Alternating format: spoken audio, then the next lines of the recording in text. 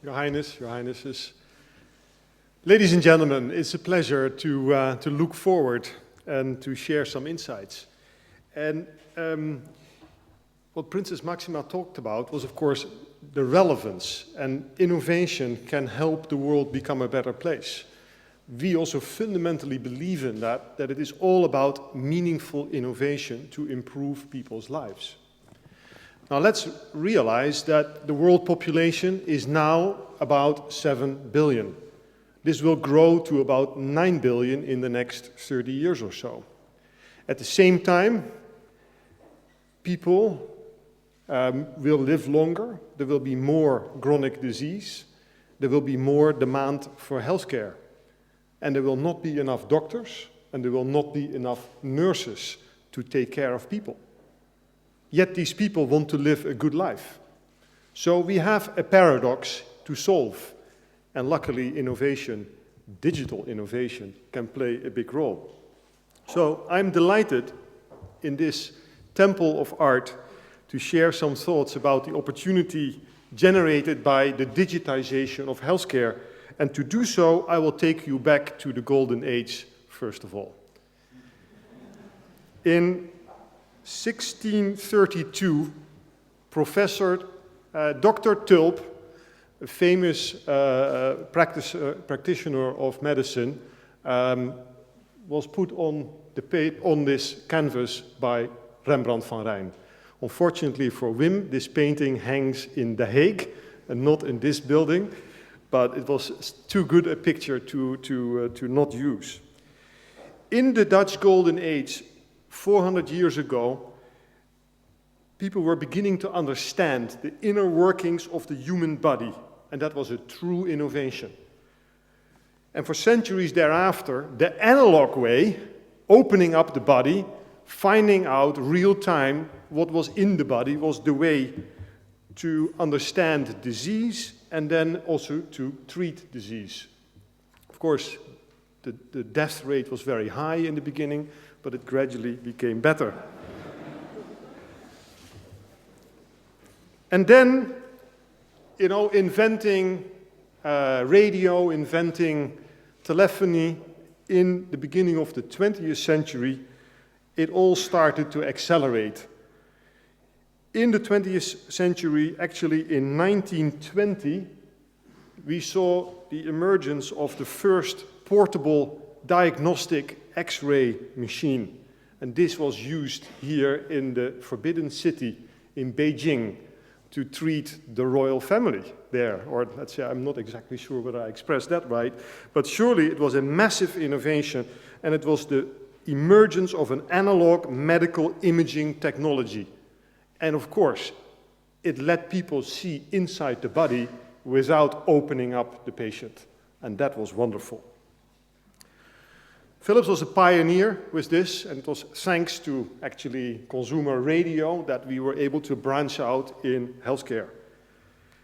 Of course, acceleration has never stopped, and innovation comes faster and faster. In recent years, continuous innovation has rapidly moved us from analog to digital. It disrupts entire industries, and yes, you may lose your relevance if you're not careful, because consumer electronics has become digital, and people today don't buy many devices anymore because it's all in their phone and online. Lighting is becoming digital, and indeed it is a privilege, Wim, that we are able to, as masters of light, shine light on the night watch, and everybody discovers that it is actually not a night painting, but a daylight painting, which is visible with digital light. But of course, I'm here to talk about healthcare, and the many new technologies that are driven by digital imaging, by mobile communication, by wireless, by the internet, is revolutionizing healthcare. So it is only logical that we would transfer and transform healthcare also into the digital age. And it is happening as we speak. But this may not be to everybody's awareness, because it is very often inside hospitals where you come actually to be treated, and nobody has time to watch what's going on there. But it is pretty amazing what is happening right now. This is a digital image of the inside of a body taken by a computed tomography scan, and we can take any slice, any view of the body, rotate it 360, we can travel through arteries and veins, we can travel through your colon, we can see and let the doctor understand what is going on inside the body in any shape or form right now.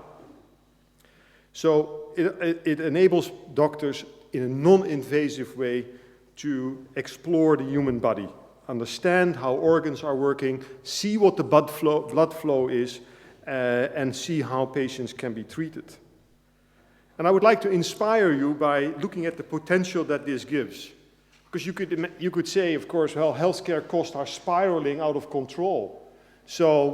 And that's all going to expensive equipment from Philips, and therefore, why should we be interested in this? Well, obviously, we need to avoid that patients have these very expensive treatments. So doing prevention and helping doctors and helping consumers make sure they live a healthy life, and if something goes wrong, it's early detected, and that prevents from an escalation of healthcare cost. That would be fantastic. So early detection of diseases is happening more and more, and it of course is much more cost effective for the healthcare system.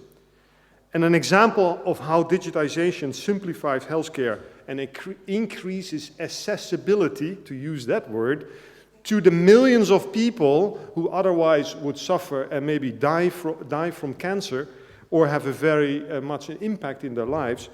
A great example is the largest and most complex digitized initiative within the Dutch healthcare system. Did you know that each year, as part of the Dutch National Breast Cancer Screening Program, mammograms are performed on around 900,000 women every year in this country. And that allows early detection of breast cancer, early treatment. It prevents escalation of cost, because then we don't have the spread of cancer, and believe me, most cost is in those escalation phases and not in this prevention phase. And of course, it is also giving a better life for women. Digital technology has improved the quality of these images. It makes it easier to share. It's easier to do a second opinion. And it is easier then also to do the right treatment and detect the abnormalities in an early stage of disease. This type of digitization is now moving very, very rapidly. And it also allows robotics to come into play in order to help the doctors treat patients in a more effective way. One of the most prevalent diseases is cardiovascular disease. And many people in the world have either arrhythmia, or they have heart valves that are not functioning, or they need open heart surgery, and it is massively disruptive. But also there, digital is helping a massive revolution. This here is the cockpit of the cath lab, where doctors treat cardiac disease of any type, arrhythmia or replacements of heart valves. And the digital images here, real time, allow the doctors to be in the cockpit of the F-16 and basically see what instruments do, manipulated by their hands and the joysticks. And so no longer are we only doing diagnostics, but we are actually doing treatment as if it were a computer game. And we can now replace a heart valve. So the patient comes in the morning. In the afternoon, the heart valve is replaced. In the evening, the patient, or the next morning, the patient goes home. No longer with a complete opening of the chest. Isn't that fantastic? And of course, it costs much less, and it is much better outcome for the patient. So, faster procedures, less patient trauma, and better outcomes. And the technology is evolving. In the cath lab, this type of image-guided robotics, where the doctors can do all these treatments, is already very prevalent. By the way, very strong in the Netherlands, practiced. It's also happening now in the area of cancer treatment. And many of us have relatives or family or friends that are affected by Alzheimer. Of course, that's the next frontier. Many older people, as they live longer, the quality of life is not there, and it will require a lot of support from nurses, from other people. The Leiden University Medical Center and the Academic Medical Center here in Amsterdam have started doing advanced research into new treatments for Alzheimer's disease, a disease that today is still incurable. Partly enabled by digital MRI scanners that are now so detailed and so precise that we can actually visualize the blood flow from the heart into the brain. We can see the carotid arteries, and we can see what it does in the brain. We can even see mental activity represented on a screen, and we can start to understand the abnormalities that are related to Alzheimer's. And I'm predicting that within a couple of years, we will see breakthroughs also in this area, and that is fantastic. Of course, early diagnostic and then treatment, you get the phase of the aftercare, the patient care. I already mentioned that with a growing population that lives longer and that has many diseases, there are not enough nurses to treat all these patients. And two events will have to take place and are taking place. First of all, it is driving productivity in the hospital, where fewer nurses can support more patients, where computer algorithms can actually predict when the patient needs attention, and the nurses are assisted with the right information, all integrated at the bedside, and therefore comes with a much more effective support.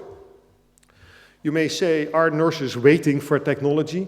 They are actually embracing it, because they feel far more adequate if they can support the patient at the bedside, rather than having to fill in many papers at their desks, and they are hours away from the patient, or they have to walk up and back and forth because they didn't have the right information. So this is revolutionizing patient care around the bed. And of course, all the wireless technology, the computer technology, it is all being used and applied here. But the Holy Grail is to have people live at home, happy and at home, to live their good and long lives in a way that they can be self-supportive or supported with their families. So what is important is that we take care of the patients as they return home, and that we try to keep patients within their own environment. But we all know, with households becoming smaller and the social fabric not always being able to take care of elderly people, we also see that, by the way, in China, where the one-child policy actually causes that older people cannot be cared for by their children, that we need to have new solutions for patient care. This lady has fallen. A fall is often the start of an escalating healthcare cycle, and of course all the trauma that comes with it.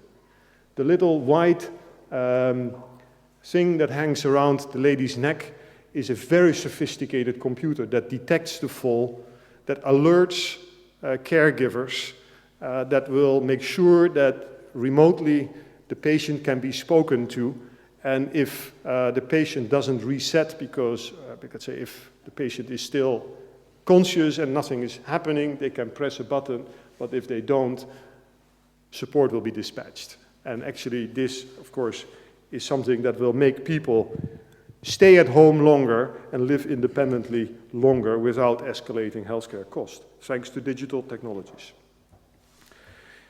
Looking forward, state-of-the-art clinical settings will come where we can support the people to live in a good way with chronic conditions such as heart failure, diabetes, COPD, cancer types, or Alzheimer. The digitization is a way to give people access wherever they are in the world, but also to prevent healthcare costs from escalating and help a system that will be faced with shortage of competent labor to have a productive and an efficient future. So digital technologies in a digital age, I'm convinced that the golden age for healthcare will be the 21st century. Ladies and gentlemen, thank you very much.